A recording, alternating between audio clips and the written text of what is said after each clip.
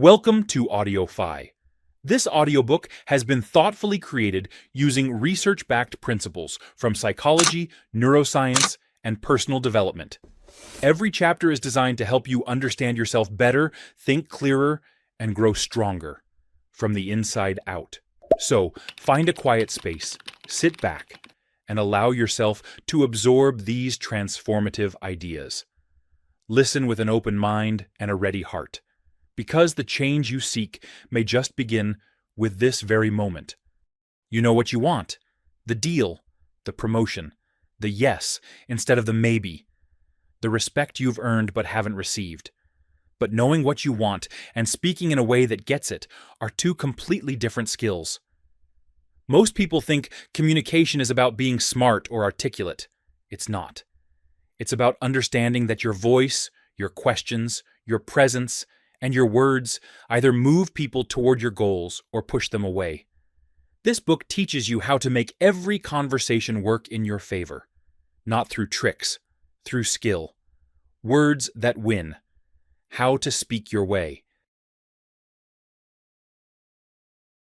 Chapter 1. Master your voice before you master your words. You can have the best idea in the room and still be ignored if your voice doesn't carry authority. You can present a flawless argument and still get dismissed if your tone signals uncertainty. You can speak for 10 minutes and lose every listener in the first 30 seconds if your delivery is weak. The way you sound matters more than what you say. That's not an exaggeration, it's physiology. Human beings make snap judgments about credibility, confidence, and competence based on vocal delivery before they process a single word of content. Most people spend all their energy crafting perfect words while completely ignoring the instrument delivering them. They write the script, but forget about the performance. And then they wonder why their brilliant points fall flat.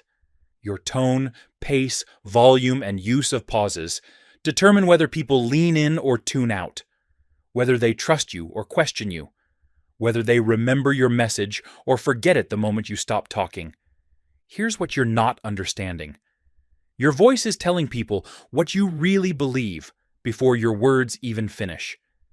You can say, "I'm confident in this plan," with a shaky, uncertain tone, and no one will believe you. You can say, "I don't know," with a grounded, assured tone, and people will still trust your judgment. Right now, your tone is probably inconsistent and unreliable. You sound confident when things are easy and uncertain when stakes are high. You're letting your emotional state control your vocal delivery. That's backwards. You need to decouple your tone from your feelings. You need to train yourself to project the tone that serves your message, regardless of how you feel internally.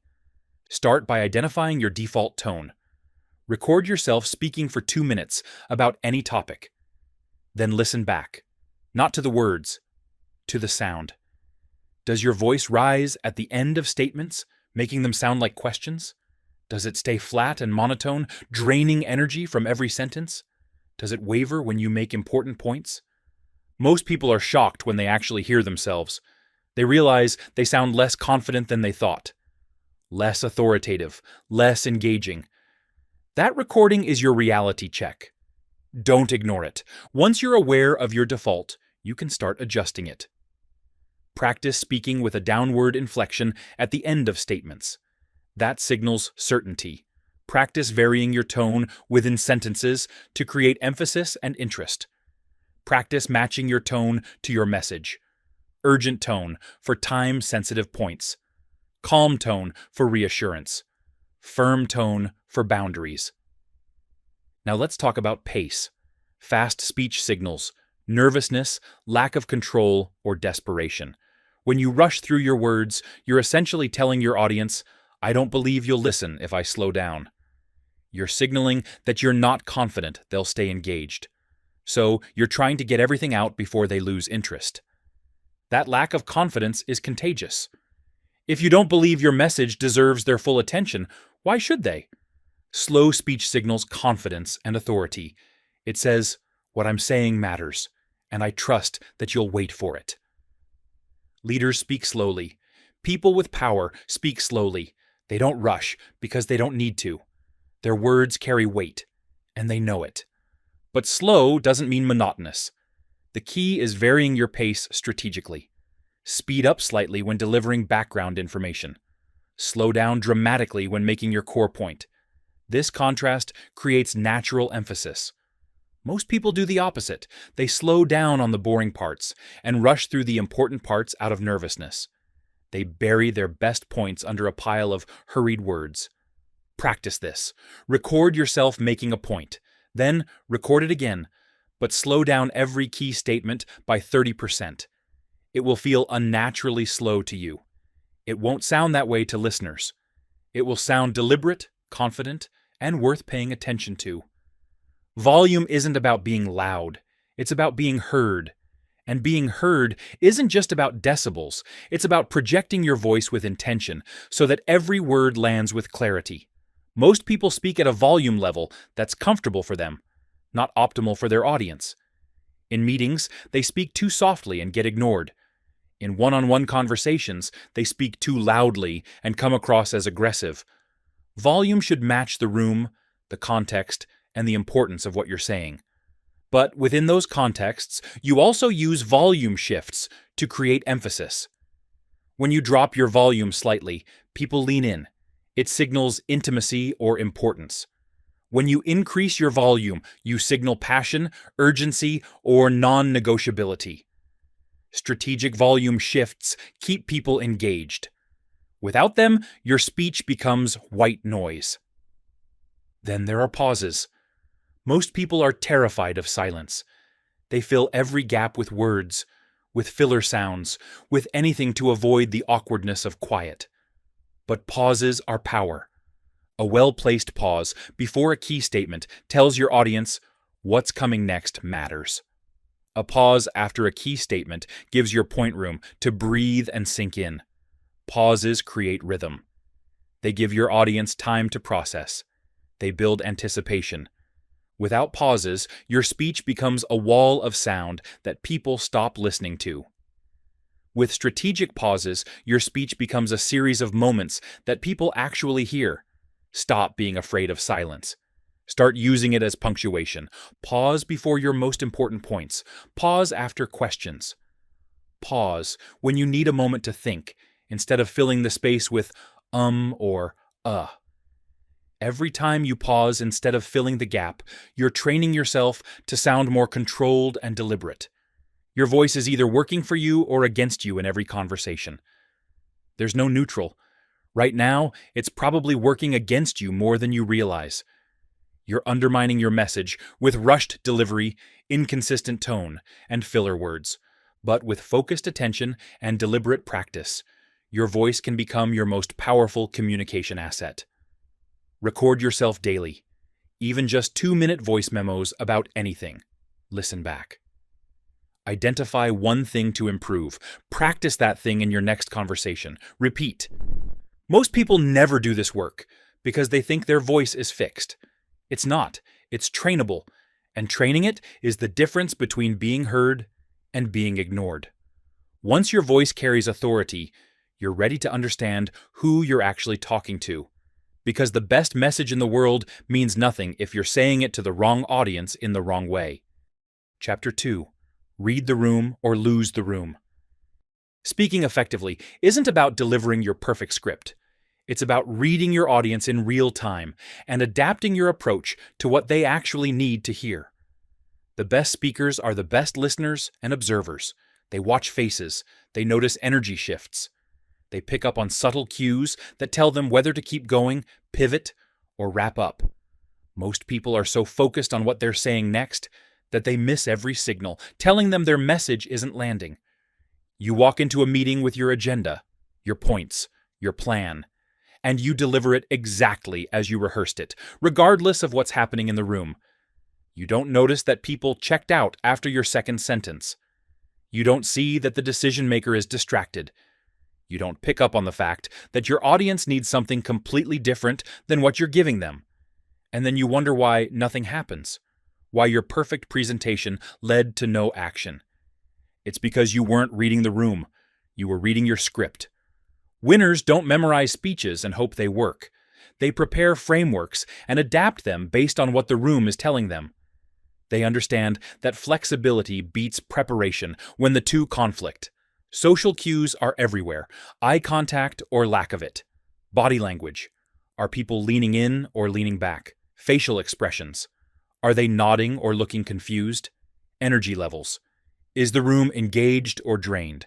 Interruptions or silence? These cues tell you everything you need to know about whether your message is working. But you have to be paying attention. Most people aren't.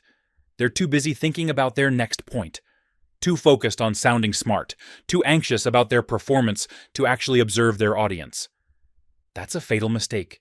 If you're not watching the room, you're speaking into a void. Start by identifying who's in the room and what they care about. Not what you care about, what they care about. A room full of executives doesn't care about process details. They care about outcomes. A room full of technical experts doesn't care about high-level vision. They care about how it actually works. A room full of frontline employees doesn't care about strategy. They care about how this affects their day-to-day reality. Before you open your mouth, ask yourself, what does this specific audience need to hear? What are their priorities right now? What problems are they trying to solve? If you can't answer those questions, you're not ready to speak. You're just making noise. Different audiences need different approaches to the same message. If you're presenting a new initiative, executives want to know the strategic value. Managers want to know the implementation plan. Employees want to know what changes for them. Same initiative, 3 completely different conversations. Winners adjust. Losers give the same presentation to everyone and wonder why it only lands with one group. You also have to watch for engagement signals in real time. If people are making eye contact, nodding, leaning forward, asking questions, that's green light energy. Keep going. Build on that momentum. If people are looking at their phones, staring off, crossing their arms, checking the time, that's red light energy. Something isn't working. You need to pivot. Most people see red light signals and push harder. They talk faster. They add more details. They raise their voice. That's exactly wrong. When you lose the room, you don't double down. You stop. You recalibrate. You ask a question. I'm sensing some hesitation here. What concerns do you have, or you shift your approach entirely? Let me come at this from a different angle. Reading the room also means knowing when to stop talking. Most people talk past the close. They make their point, the room agrees, and then they keep going. They add unnecessary details. They repeat themselves. They turn a win into a question mark because they don't know when to shut up. When you see agreement, stop. Lock it in. Move to action. Don't give people time to second-guess themselves or find reasons to back out. You also need to calibrate your energy to the room's energy. If the room is low energy and you come in with high-intensity enthusiasm, there's friction. You're not meeting them where they are. If the room is serious and you're cracking jokes, you lose credibility. Match the room's energy first. Build rapport. Then you can lead them to where you want the energy to go. But you have to start where they are, not where you want them to be. Ask calibrating questions throughout your conversation. Does this make sense so far? What questions do you have? How does this align with what you're seeing? These questions serve 2 purposes. They keep people engaged by involving them, and they give you real-time feedback on whether your message is landing. If people can't answer your questions, or their answers reveal confusion, you know you need to adjust. Another critical skill is summarizing what you hear. When someone raises a concern or asks a question, repeat it back in your own words. So what I'm hearing is you're concerned about timeline. Is that right? This does 3 things. It shows you're listening. It confirms you understood correctly. And it gives them a chance to clarify if you missed something. Most people skip this step and start responding to what they think they heard, not what was actually said. Winners are willing to abandon their plan when the room needs something different. They're not married to their agenda. They're committed to the outcome. If the outcome requires a different path than they prepared, they take it. Losers stick to the script even when it's clearly not working. Because they're more concerned with delivering their prepared remarks than actually connecting with their audience. They'd rather finish their presentation than win the room. Reading the room isn't a passive activity, it's active intelligence gathering. You're constantly scanning for information that tells you whether to continue, adjust, or change course entirely. You're treating every conversation as a dynamic exchange, not a one-way broadcast. This skill separates average communicators from exceptional ones. Average communicators focus on their message. Exceptional communicators focus on their audience's reception of that message. They're not just speaking. They're constantly evaluating whether what they're saying is working and adjusting accordingly. Practice this in low-stakes situations first. In casual conversations, start noticing body language and energy shifts. Practice pivoting when you sense disengagement. Get comfortable abandoning your plan mid-sentence when you realize it's not working. The more you practice this awareness, the more natural it becomes. Eventually, reading the room becomes automatic. You don't have to think about it, you just do it. Now that you can read what the room needs, you need to know how to structure your arguments so they actually change minds instead of creating resistance. Chapter 3. Build arguments that close deals, not debates. Persuasion isn't about winning debates. It's about constructing arguments in a sequence that makes agreement feel natural, logical, and safe. Most people think if they just present enough facts, people will agree with them. But that's not how humans work. People don't change their minds because you're right. They change their minds when you make it easy for them to agree without feeling like they lost. The order of your points matters more than the strength of your points. And right now, you're probably doing it backwards. You're starting with where you disagree. That's the first mistake. You walk into a conversation ready to prove someone wrong, and you wonder why they resist everything you say. Because humans don't like being wrong. Their ego won't allow it. So, when you start by attacking their position, you're not persuading them. You're activating their defense mechanisms. Winners start with common ground.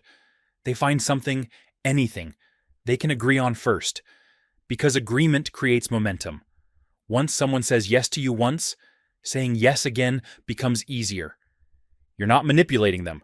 You're working with how their brain actually functions. Here's what most people do. They lead with their strongest argument because they think that's what persuades. But strong arguments early trigger resistance. The person hearing you immediately starts thinking of counter-arguments.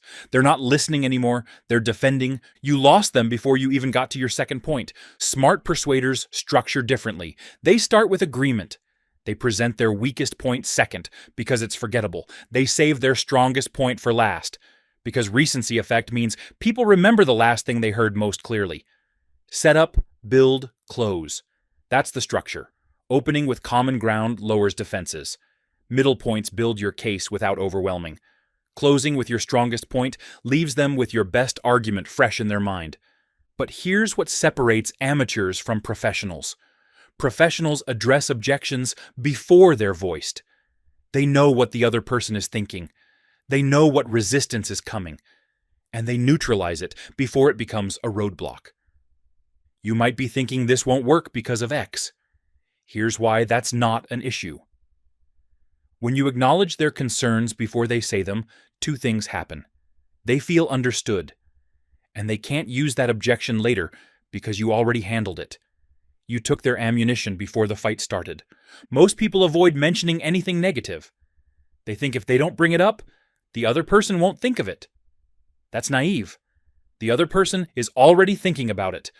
By addressing it directly, you show confidence. You show you've thought this through. You show there's nothing you're hiding. That builds trust. And trust is what actually persuades, not clever arguments. Evidence supports arguments. It doesn't replace them. Too many people dump data and expect it to persuade. But humans aren't convinced by statistics. They're convinced by how those statistics make them feel. By what those statistics mean for them specifically. Your job isn't to present evidence. It's to connect that evidence to something they care about. This approach increased efficiency by 20% is just a number. This approach increased efficiency by 20%, which means your team goes home on time instead of working weekends. Is persuasion. Same fact, different impact. One connects to what they care about, the other doesn't. Stop giving people 20 reasons to agree with you. Give them one or two powerful reasons and repeat them in different ways. More isn't better. Clear is better. Simple is better. Memorable is better. When you overwhelm people with reasons, they remember none of them. When you give them one or two strong reasons, those stick. They can repeat them to others. They can defend their decision to agree with you. And here's the biggest mistake people make. They don't know when to stop. They make their case, the other person agrees, and then they keep talking. They add more points. They over-explain. They turn agreement into doubt because they can't handle silence. They can't handle yes. When someone agrees, stop talking. Lock it in. Move to action. Don't give them time to find reasons to change their mind. The best closing isn't a hard sell. It's a clear next step. So, based on what we discussed, the next step would be X. Does that work for you? Simple, direct, no pressure, just a path forward. People don't resist clarity. They resist being pushed. When you give them a clear next step and ask if it works, you're involving them in the decision. You're making it collaborative, not confrontational. You also need to ask questions that lead people toward your conclusion. Don't tell them what to think. Ask them questions that make them think it themselves. What would need to be true for this to work? How would you solve this problem? What's holding you back from saying yes? Questions put them in the driver's seat. And people support what they help create. When they arrive at the conclusion themselves, even if you guided them there with strategic questions, they own it, they defend it, they commit to it. Stop trying to win arguments. Start trying to win agreements. Stop proving you're right. Start making it easy for them to agree. Stop presenting information. Start building a path to yes that feels natural. Arguments should feel like conversations, not confrontations. You're not opponents. You're collaborators solving a problem together. Frame it that way. We both want X. The question is, how do we get there? Now you're on the same side working toward the same goal. Now their resistance isn't directed at you. It's directed at the obstacle you're both trying to overcome. Persuasion is architecture. You're building a structure that supports their decision to agree with you. Every point is a beam. Every piece of evidence is reinforcement. Every addressed objection removes a weak spot. Build it right, and agreement is inevitable. Build it wrong, and no amount of force will make them say yes. They'll resist not because your idea is bad, but because the way you presented it made resistance the only comfortable option. Most people think persuasion is about having the best arguments. It's not. It's about sequencing those arguments in a way that makes agreement feel natural. It's about removing friction. It's about making the path to yes so clear and comfortable that saying no feels harder than saying yes. That's the difference between people who win debates and people who win deals. Debates are about being right. Deals are about creating agreement. One is about ego. The other is about outcomes. Now that you know how to structure arguments that win, you need to make sure your body isn't undermining everything your mouth is saying. Chapter 4. Speak with your body before you speak with your mouth. Your physical presence either amplifies or undermines everything you say. Body language isn't secondary. It's the foundation of credible communication. People form impressions of your confidence in seconds based on how you carry yourself. Posture signals authority or insecurity before you say a word. Eye contact builds trust. Avoiding it destroys it. Gestures should emphasize points, not distract from them. Physical space and positioning affect perceived power dynamics. Your body is talking. The question is whether it's supporting your message or sabotaging it. You think communication is about words. It's not. Words are just one layer. Your body is speaking louder than your mouth. And right now, your body is probably telling people you're uncertain, uncomfortable, or untrustworthy, even when your words say the opposite.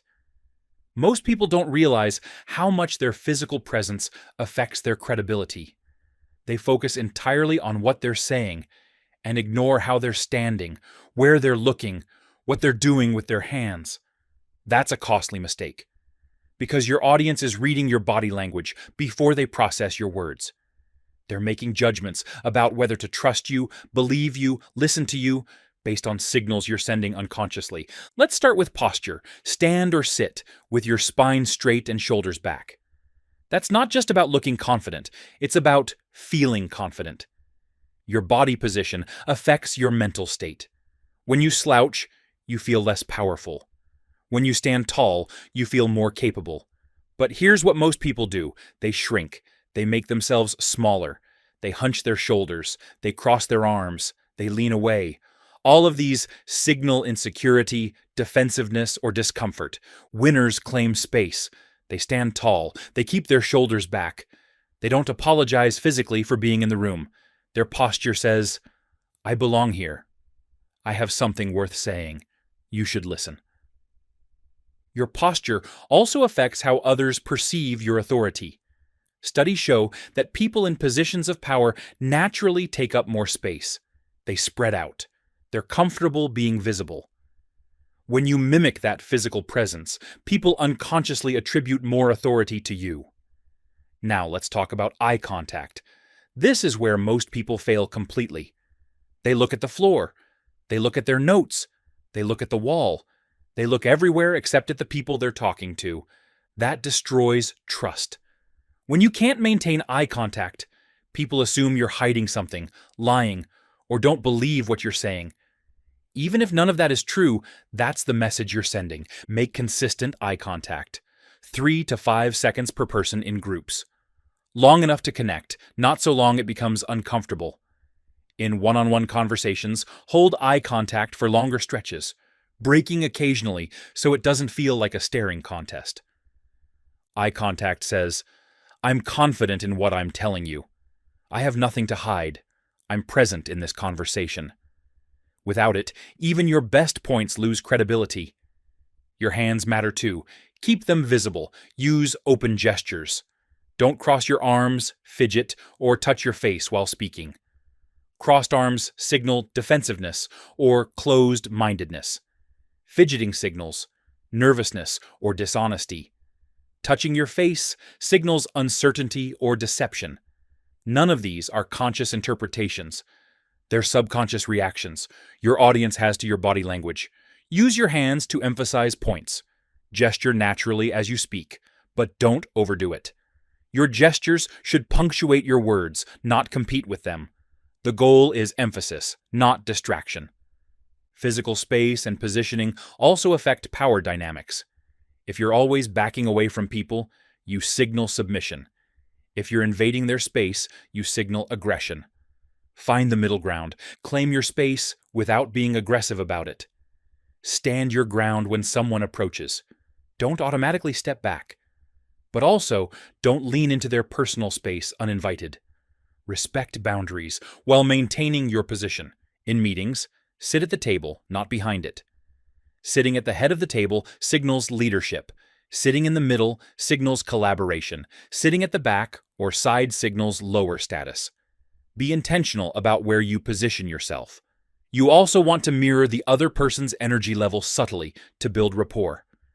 If they're calm and measured, match that. If they're energized and animated, match that. This creates subconscious connection. People feel more comfortable with those who mirror their physical energy. But don't mimic them exactly. That's obvious and weird. Just calibrate your general energy level to theirs. It creates a sense of being on the same wavelength without them consciously noticing what you're doing. Here's what most people miss. Your body language affects you as much as it affects your audience.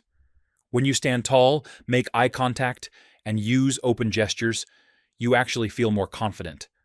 Your physiology affects your psychology. That means you can use your body to change your mental state. Before important conversations, stand in a power pose for 2 minutes. Feet shoulder width apart. Hands on hips or raised. Chest open. This isn't about looking powerful. It's about feeling powerful. Studies show this posture increases testosterone and decreases cortisol, making you feel more confident and less stressed.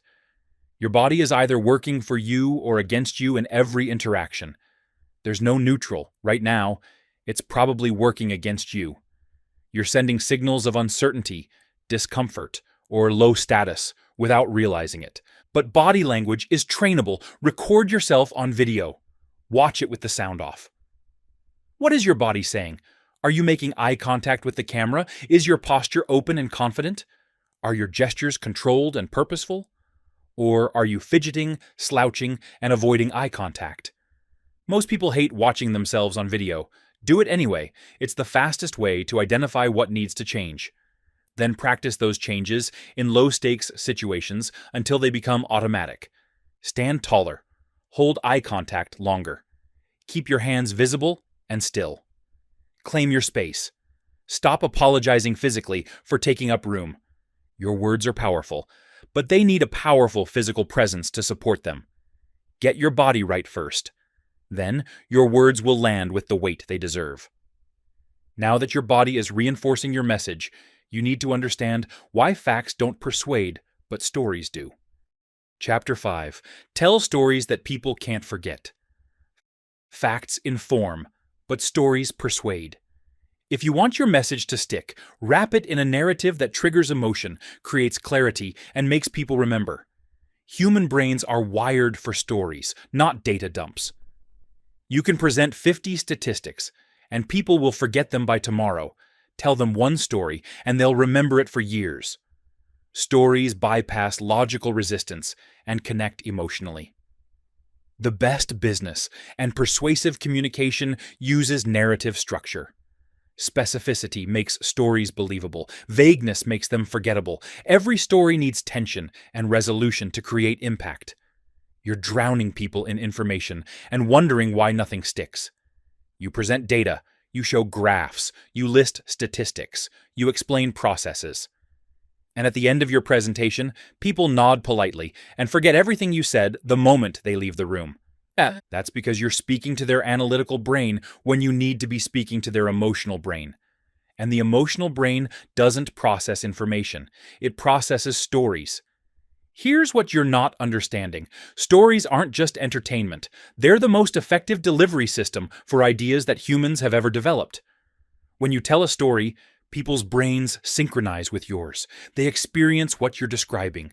They feel what the characters feel. They remember the journey. When you present facts, people evaluate them. They question them. They compare them to what they already believe. Their critical thinking is engaged, which means their resistance is engaged.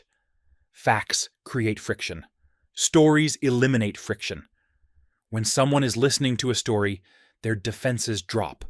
They're not evaluating whether it's true or false. They're experiencing it. And experiences change people in ways that facts never will.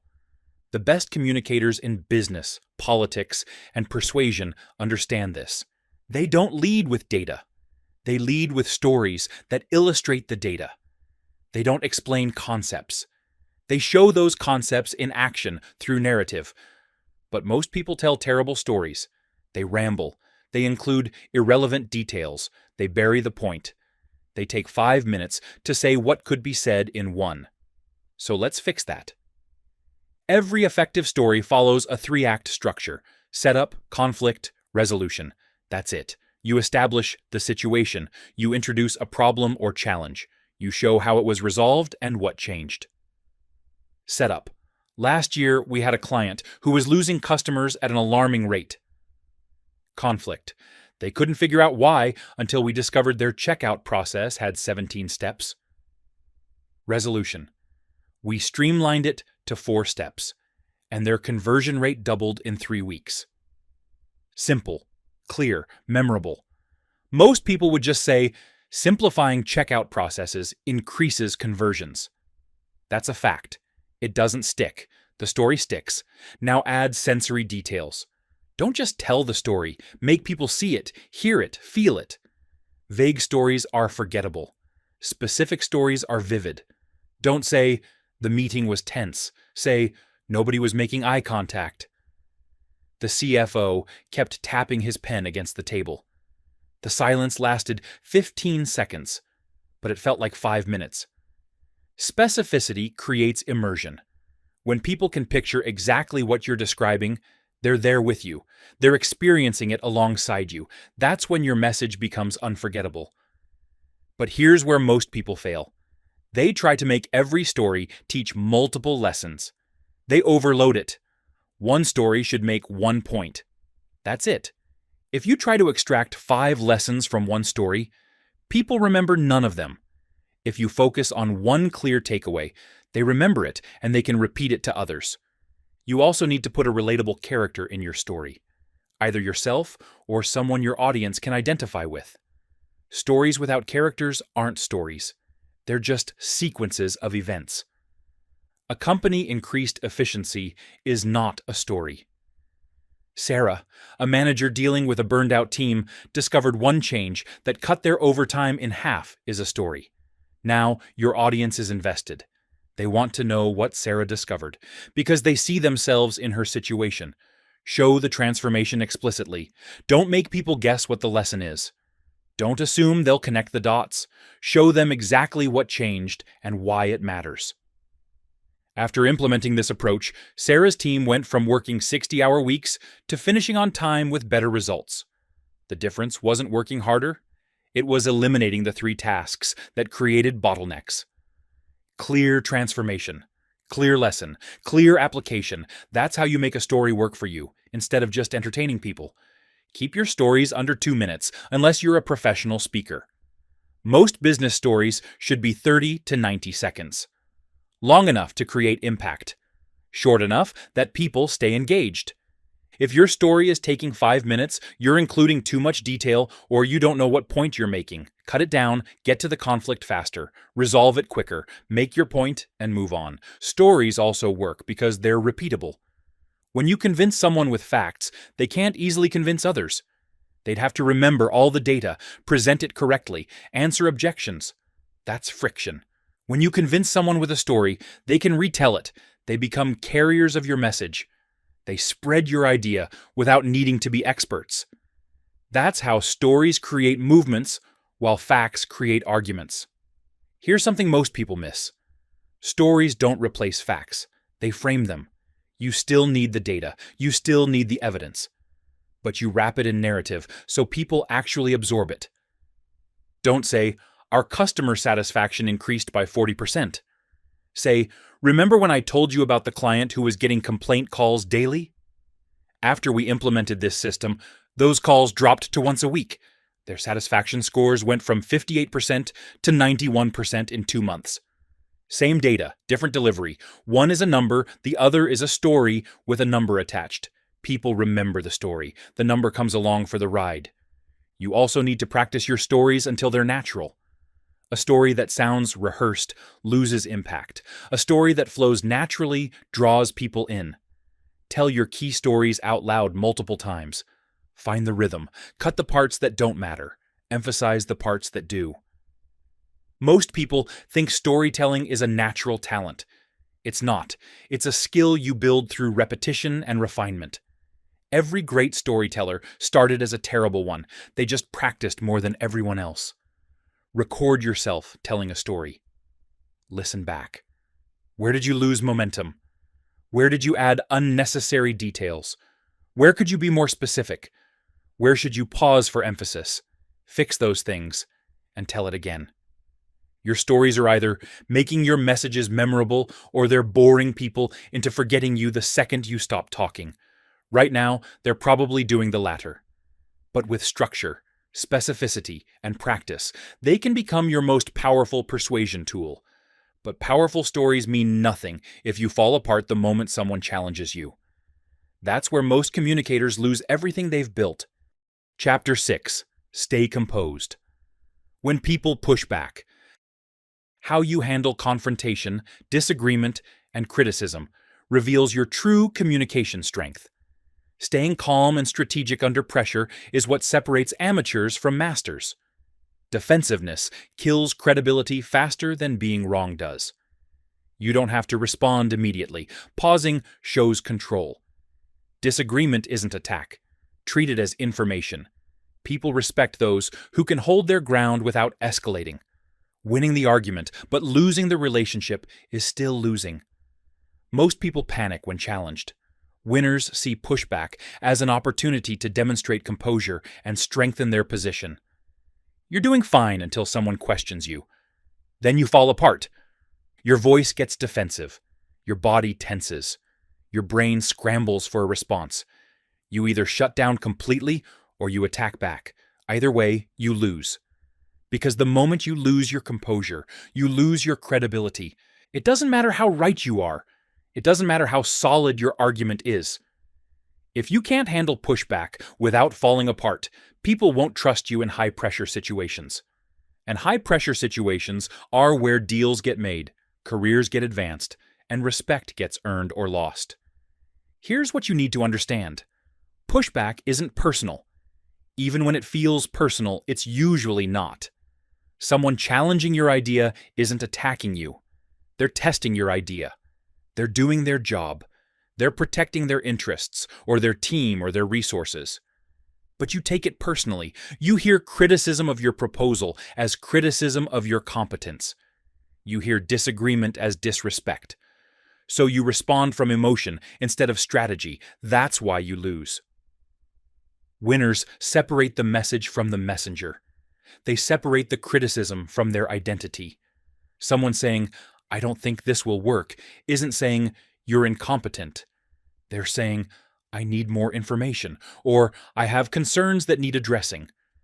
When you understand that, pushback becomes easier to handle. It's just information. Information about what concerns exist, what gaps need filling, what objections need addressing. That's useful. That's not threatening. The first rule when someone pushes back is pause. Don't respond immediately. Take a breath. Take two. This does multiple things. It prevents you from saying something defensive or stupid. It shows you're in control. It creates space for you to think instead of react. Most people rush to defend themselves the moment they hear criticism. That rush signals insecurity. It signals you're not confident enough in your position to think before responding. Confident people pause. They consider. Then they respond. Your response should start by acknowledging their point. Not agreeing with it necessarily, just acknowledging that you heard it and understand it. That's a valid concern, or "I appreciate you raising that," or "That's worth addressing." This does two things. It shows respect, and it lowers their defenses. When people feel heard, they stop fighting and start listening. When they don't feel heard, they keep pushing harder until you acknowledge them. After acknowledging, address the concern directly. Don't dodge it. Don't minimize it. Don't pretend it's not important. If it's important enough for them to raise, it's important enough for you to address. "You're right that timeline is tight. Here's how we've built buffer into the schedule." Or, "I hear your concern about cost. Let me show you the ROI projections that justify the investment." Direct, clear, respectful. You're not arguing. You're collaborating to solve a problem they've identified. Here's a powerful technique most people never use. Yes and framing instead of no but framing. No but creates opposition. It signals you're dismissing their concern. Yes and creates collaboration. It signals you're building on what they said. No, but the cost isn't actually that high. Sounds defensive. Yes, cost is a factor, and when you look at the 3-year savings, it pays for itself in 18 months. Sounds collaborative. Same information, different framing. One creates resistance. The other creates partnership. When tensions rise, lower your voice. This is counterintuitive. Most people match the other person's energy. Someone gets loud, they get loud. Someone gets aggressive, they get defensive. That escalates everything. Winners do the opposite. When someone raises their voice, they lower theirs. When someone gets emotional, they get calmer. This creates contrast. It makes the other person aware of their own escalation, and it often brings them back down. You also need to ask clarifying questions. Not rhetorical questions designed to make them look stupid. Genuine questions designed to understand their real concern. Help me understand what specifically concerns you about the timeline, or what would need to change for this to address your concerns. Questions shift the dynamic. Instead of you defending against their attack, you're both exploring their concern together. That's collaboration, not confrontation. Another key move is conceding small points to maintain credibility on larger ones. You don't have to be right about everything. Pick your battles. If they point out a minor flaw, acknowledge it. You're right, that detail needs adjustment. Here's how we'll handle it. When you acknowledge small issues readily, people trust you more on big issues. They see you're not just defending everything blindly. You're actually thinking critically and only defending what's truly defensible. But here's what separates professionals from everyone else: knowing when to end the conversation and revisit later. Not every disagreement needs to be resolved immediately. Sometimes stepping away and coming back with more information or a cooler head is the strategic move. I want to address your concerns thoroughly. Can we reconvene tomorrow after I've gathered the data you need? That's not weakness. That's strategy. You're buying time to prepare a better response instead of fumbling through a weak one right now. People respect composure. They respect someone who can take criticism without crumbling. They respect someone who can disagree without being disagreeable. They respect someone who treats pushback as information instead of insult. You're probably not doing any of this right now. You're probably reacting emotionally, defending reflexively, and making every disagreement into a battle you have to win. That's costing you deals, opportunities, and respect. Start practicing in low-stakes situations. Next time someone disagrees with you about something minor, pause before responding. Acknowledge their point. Ask a clarifying question. See how it changes the dynamic. The more you practice staying composed when challenged, the more automatic it becomes. Eventually, pushback doesn't trigger you at all. It's just part of the conversation, just another opportunity to demonstrate that you're someone who can handle pressure without breaking. Staying composed under pressure is powerful, but imagine if you never had to defend yourself at all because you asked the questions that made them convince themselves. Chapter 7. Ask questions that control the conversation. The person asking questions controls the direction of the conversation. Strategic questioning is the most powerful communication tool most people never learn to use. Questions reveal what people really want, fear, and value. The right question can shift the entire frame of a discussion. Open questions gather information. Closed questions drive decisions. People feel heard when you ask, not when you tell. Leading questions can guide someone to your conclusion without force. But you're not asking questions. You're making statements and hoping people agree. You talk too much. That's your problem. You think communication is about what you say. But the best communicators say very little. They ask. And while you're explaining, defending, and persuading, they're extracting exactly the information they need to win. Questions are power. They control the conversation without looking like you're controlling it. They gather intelligence while making the other person feel heard. They guide people to conclusions while letting them think they got there themselves. Most people are terrible at this. They ask surface-level questions and accept surface-level answers. Or worse, they don't ask questions at all. They just present their position and hope for agreement. Winners understand that questions do more work than statements ever will. When you make a statement, people can agree or disagree. When you ask a question, they have to think. They have to reveal information. They have to engage. Start with open questions. What's your biggest concern about this? How do you see this affecting your team? What would success look like from your perspective? Open questions can't be answered with yes or no. They require explanation. They create space for the other person to reveal what they're actually thinking, what they actually care about, what's actually driving their position. Most people skip this step. They assume they know what matters to the other person. They're usually wrong. And because they're wrong, everything they say after is irrelevant, because it's not addressing the actual concern. Ask open questions first. Listen to the answers. Actually listen. Don't just wait for your turn to talk. What they're telling you is the map to winning this conversation. Use what and how questions more than why questions. Why puts people on the defensive. It makes them justify themselves. What and how keep things exploratory and collaborative. Why don't you think this will work? Sounds accusatory. What concerns do you have about this approach? Sounds curious. Same information, different emotional response. Here's a technique that lowers resistance instantly. Permission questions. Can I ask you something? Would you mind if I explored that a bit more? Is it okay if I push back on that? You're not actually asking permission. They're going to say yes. But by framing it as a request, you've made them a participant instead of a target. They've agreed to engage before you even ask the real question. That changes the entire dynamic. After they answer, summarize what you heard and ask if you got it right. So what I'm hearing is you're concerned about timeline and resources.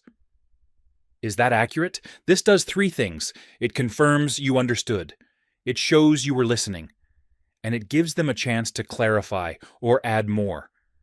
People feel heard when you do this. And when people feel heard, they stop fighting and start collaborating. Most conflicts exist because someone doesn't feel understood. Summarizing and confirming eliminates that. Now use hypothetical questions to test ideas without commitment. What would happen if we tried this? If we could solve the resource issue, would that address your concern? What would need to be true for this to work? Hypothetical questions let people explore possibilities without committing to them. They can think through scenarios, voice objections, identify problems, all in a low-pressure environment. That's where you gather intelligence about what's really stopping them from saying yes. Once you've gathered enough information, close with decision-driving questions. Not yes or no questions. Questions that assume forward movement and just define the path. What would you need to move forward? When would be a good time to implement this? Who else needs to be involved in this decision? These questions shift from, should we do this, to how do we do this? You're not asking if anymore. You're asking how and when. That's a completely different conversation. Leading questions guide people to your conclusion without telling them what to think. If you could solve this problem with one change, what would create the biggest impact? If you've done your homework, you know the answer leads to your solution. But they're saying it, not you. When people arrive at the conclusion themselves, they own it, they defend it, they're committed to it. When you tell them the conclusion, they evaluate it, they question it, they resist it. That's the difference between persuasion and manipulation. Manipulation forces people toward your conclusion. Persuasion guides them to discover it themselves through strategic questions. Here's what most people miss. Questions also buy you time. When someone asks you a difficult question and you're not sure how to answer, ask a clarifying question back. That's interesting. What specifically are you most concerned about? Now they're talking again, and you have time to formulate a better response. Questions also expose bad logic without making enemies. Instead of saying, that's wrong, ask, how did you reach that conclusion? Or, what data supports that? Now they're defending their position, and often they'll realize the weakness themselves. You didn't attack them. You just asked them to explain. You're not asking enough questions. You're not asking the right questions. You're not listening to the answers carefully enough. And because of that, you're working 10 times harder than you need to persuade people. Stop telling people what to think. Start asking questions that make them think. Stop presenting solutions. Start asking about problems. Stop pushing your agenda. Start pulling information that reveals the path to agreement. The best conversations you'll ever have are the ones where you speak the least, where you ask questions, listen carefully, and guide strategically, where the other person does most of the talking and arrives at your conclusion without realizing you led them there. Now that you know how to control conversations through questions, you need to understand why saying less makes every word you do say infinitely more powerful. Chapter 8. Say less and mean more. Brevity is power. Most people talk themselves out of deals, agreements, and respect by saying too much. Over-explaining signals insecurity and bores your audience. Filler words and tangents dilute your message and weaken impact. The most memorable communicators use the fewest words. Silence is a strategic tool, not an awkward gap to fill. Once you've made your point, stop talking. But you keep going. You add unnecessary details. You repeat yourself. You talk past the close. And every extra word weakens everything you said before it. You're losing deals with your mouth open. Someone agrees with you, and instead of locking it in, you keep talking. You add more reasons. You over-explain. You fill the silence because it makes you uncomfortable. And while you're talking, they're finding reasons to change their mind. You had them. Then you talked yourself out of it. This happens because you don't trust your message. You think if you just give them one more reason, one more example, one more explanation, they'll be more convinced. But that's not how persuasion works. More words don't create more impact. They create more doubt. Every word you add after making your point dilutes the point. It's like adding water to whiskey. Sure, there's more liquid, but it's weaker, less potent, less memorable. The most powerful communicators use the fewest words. Look at how leaders speak. Short sentences, clear points, no fluff. They say what needs to be said and stop.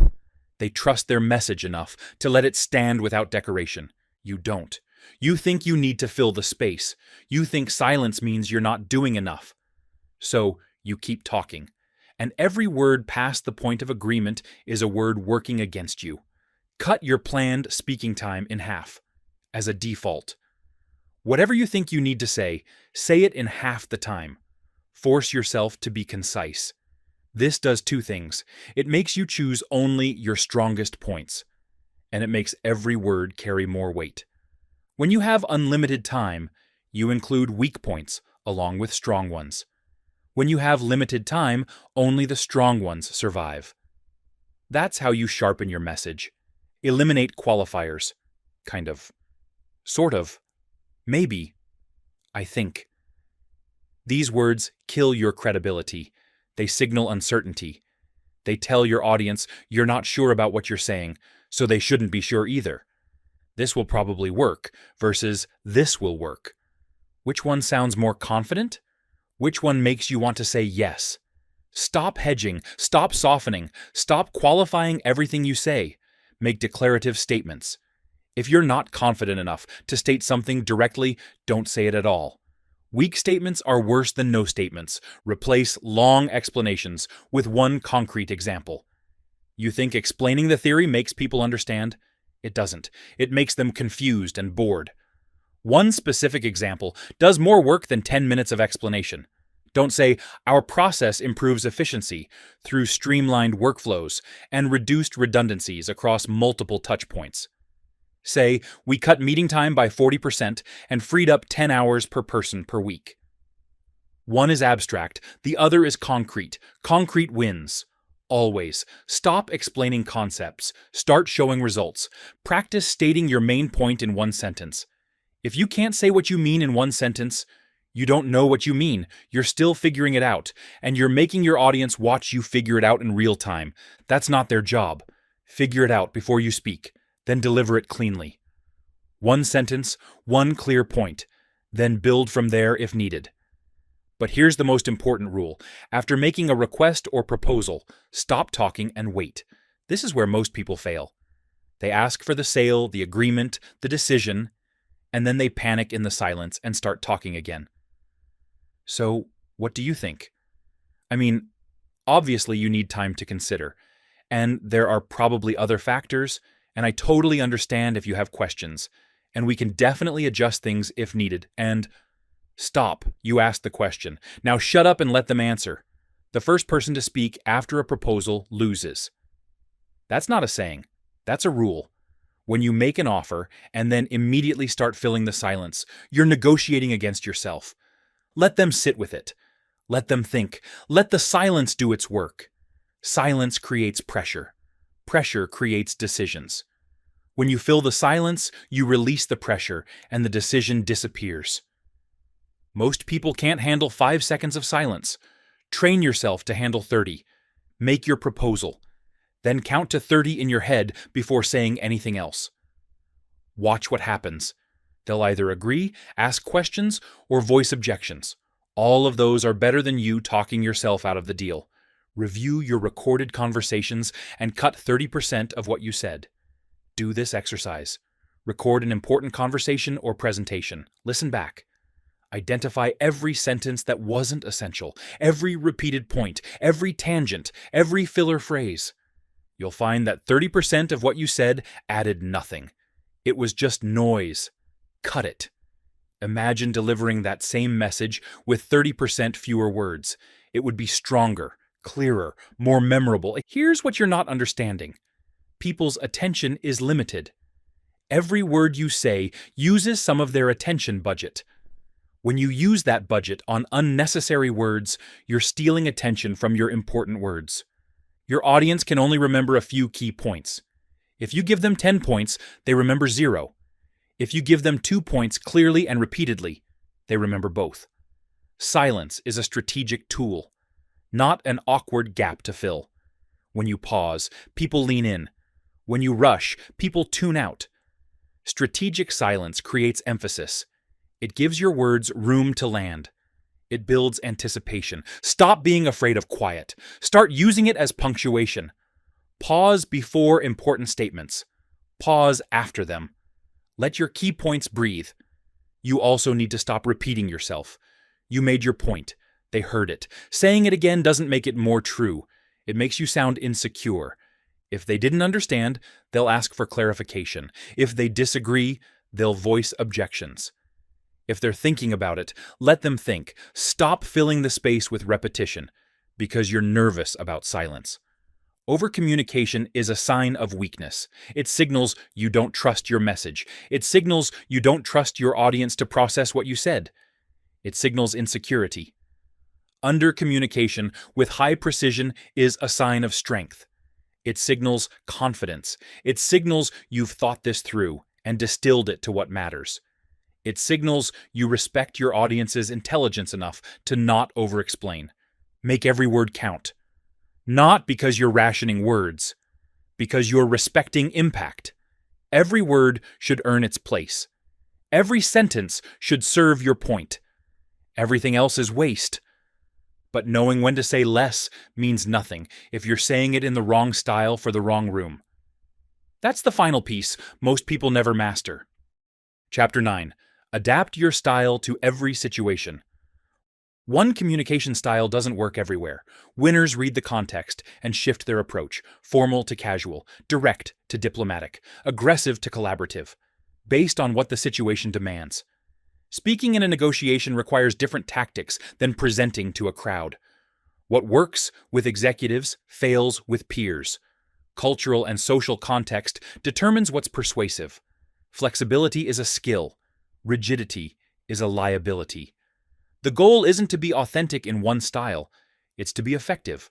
But you're using the same approach in every situation and wondering why it only works sometimes. You have one communication style. That's the problem. You talk to your boss the same way you talk to your team. You present to executives the same way you present to clients. You negotiate the same way you collaborate. And because of that, you're only effective in the situations where your default style happens to match what's needed. That's not strategy. That's luck. And luck runs out. Winners have multiple styles. They code switch effortlessly. They read the room, assess what's needed, and adjust their approach accordingly. They're formal when formality is required, casual when connection matters, direct when time is limited, diplomatic when relationships are at stake. You're stuck in one gear. That limits your range. That limits your effectiveness. That limits your success. Before any conversation, identify the context. Is this formal or informal? High stakes or low stakes? Is this about relationship building or decision making? Is this about inspiration or information? Different contexts demand different styles. If you walk into a board meeting with the same casual energy you use with your team, you lose credibility. If you present to your team with the same formal distance you use with executives, you lose connection. Match the context first. Then you can lead where you want the conversation to go. Here's a framework. In negotiations, be direct. No fluff, no stories. Get to the point. State what you want. Ask what they want. Find the middle. Negotiations reward clarity and efficiency, not charm. In pitches, be visionary. Paint the picture. Tell the story. Create emotion. Make them see the future you're selling. Pitches reward inspiration and possibility, not just logic. In conflicts, be measured. Stay calm. Acknowledge concerns. Focus on resolution, not winning. Conflicts reward composure and fairness, not aggression. In collaborations, be inclusive. Ask questions. Build on others' ideas. Make it feel like a partnership. Collaborations reward contribution and respect, not domination. Same person, 4 different styles, each one optimized for the situation. You also need to adjust formality based on hierarchy and setting. Speaking to a CEO requires different language than speaking to a peer, not because one is better than the other. Because different levels respond to different approaches. Executives want bottom-line impact. Skip the details. Give them outcomes. Tell them what it costs and what it returns. 3 sentences. They'll ask for more if they need it. Peers want process and collaboration. Include them. Ask their opinion. Make it conversational. They're not looking for a presentation. They're looking for partnership. Frontline workers want clarity and relevance. Tell them exactly what changes for them, how it makes their job easier or harder, what they need to do differently. No corporate speak, just clear, direct communication. With analytical people, lead with data. Show them the numbers. Walk them through the logic. Let them verify your reasoning. They trust evidence, not emotion. With emotional people, lead with impact. Show them who benefits. Tell them the story. Connect to values. They trust feeling, not just facts. Same message, different entry points. If you lead with data to an emotional person, you lose them. If you lead with emotion to an analytical person, they dismiss you. You also need to practice code switching between professional and casual registers. Professional language signals competence in formal settings. Casual language builds connection in informal settings. We should strategize our approach to optimize outcomes works in a boardroom. It sounds ridiculous at lunch. Let's figure out the best way to do this. Works at lunch. It sounds weak in a boardroom. Most people either stay too formal all the time and never connect, or they stay too casual all the time and never get taken seriously. Neither works. Learn both registers. Practice moving between them. Pay attention to what language the room is using and match it. Then you can lead it where you need it to go. Here's what stops most people. They think adapting their style is being fake. They think authenticity means showing up the same way everywhere. That's not authenticity. That's inflexibility. Real authenticity is being genuinely yourself while expressing that self in ways appropriate to each context. You're not a different person in different situations. You're the same person using different tools. You don't wear the same clothes to a wedding and a gym. That doesn't make you fake. It makes you contextually appropriate. Communication works the same way. Another mistake is staying in your comfort zone. You have a default style because it feels natural. But natural doesn't mean effective. If your natural style is informal and jokey, that works great with friends. It kills your credibility in serious negotiations. Expand your range. Practice styles that don't come naturally. Record yourself trying different approaches. Ask for feedback. Notice what works in which contexts. The goal isn't to master one style perfectly. The goal is to have enough range that you can be effective anywhere, to walk into any room and speak in a way that fits that specific situation. Rigidity is a liability. People who can only communicate one way are only valuable in situations where that way works. People who can adapt are valuable everywhere. You've learned the tools. Now you need the confidence to use them consistently, especially when fear tells you to stay quiet. Chapter 10. Build unshakable verbal confidence. Confident speaking isn't a personality trait. It's a trained skill. Daily practice, intentional exposure, and systematic improvement turn nervous speakers into commanding ones. Confidence comes from repetition, not inspiration. You can't think your way to confidence. You have to speak your way there. Small, consistent practice beats occasional big performances. Nervousness decreases with exposure, not avoidance. Your default communication mode is built through daily habit. But you're waiting to feel confident before you speak. That's backwards. You speak to become confident. You're waiting for confidence to show up before you start speaking. It doesn't work that way. Confidence isn't a feeling that arrives one day and makes everything easy. Confidence is a byproduct of repetition. You become confident by doing the thing you're afraid of until it's no longer scary. Every time you avoid speaking because you don't feel ready, you're training yourself to stay nervous. Every time you force yourself to speak despite the fear, you're building the skill. Right now, your nervous system treats speaking as a threat. Your brain sees high-stakes conversations the same way it sees physical danger, heart racing, palms sweating, mind going blank. That's your fight-or-flight response kicking in. But here's what changes that: exposure. When you repeatedly face the threat and survive it, your brain recalibrates. It learns that speaking isn't actually dangerous. The physiological response decreases.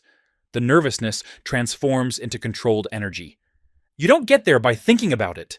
You get there by doing it, over and over, in progressively more challenging situations, until your default mode shifts from nervous to neutral. Start small. Speak up once in every meeting, even if it's just agreeing with someone. I think that's a solid approach, counts. You're not trying to give a speech. You're normalizing the act of using your voice in professional settings. Most people stay silent in meetings because they're waiting for the perfect moment to say something brilliant. That moment never comes. And the longer you stay silent, the harder it becomes to speak. Break that pattern. Say something small in every meeting. Build the habit of contributing. Once speaking becomes your default, you can work on what you say. But first, you just need to open your mouth. Record yourself daily. Voice memos. 2 minutes talking about anything. Your day. A project you're working on. An idea you're thinking about. Then listen back. This does two things. It normalizes hearing your own voice. And it shows you patterns you didn't know you had. You'll hear your filler words, your vocal tics, the places where you rush or trail off. You can't fix what you don't see. Most people hate listening to themselves. Do it anyway. The discomfort is the point. You need to become comfortable with how you sound, because that discomfort is what's holding you back from speaking up. Practice high-stakes conversations in low-stakes settings first. If you need to negotiate a raise, practice with a friend first. If you need to present to executives, practice to your team first. If you need to handle confrontation, practice in situations where the outcome doesn't matter. This creates a buffer. You work through the nervousness, fix the mistakes, refine the approach in a safe environment. By the time you're in the real situation, it's not your first time anymore. Your brain has already run this simulation. The fear is lower. Volunteer to present, lead discussions, facilitate meetings. Actively seek opportunities to speak in front of others. Not because you feel ready, because seeking them out is how you become ready. Every presentation is practice for the next one. Every meeting you lead builds skills for the next one. The only way to get good at public speaking is to do public speaking. There's no shortcut. There's no amount of reading or thinking that replaces actual reps. Join groups where speaking is required. Toastmasters, workshops, mastermind groups. Anywhere you have to show up and use your voice regularly. The structure forces consistency. The environment creates safety to make mistakes. Most people avoid these groups because they're already nervous about speaking. That's exactly why you need them. You're not there because you're good at speaking. You're there to become good at speaking. After every important conversation, reflect. What worked? What didn't? Where did you lose your train of thought? Where did you connect? What would you do differently? This reflection turns experience into learning. Without it, You're just repeating the same mistakes. With it, every conversation makes you better. Most people don't do this.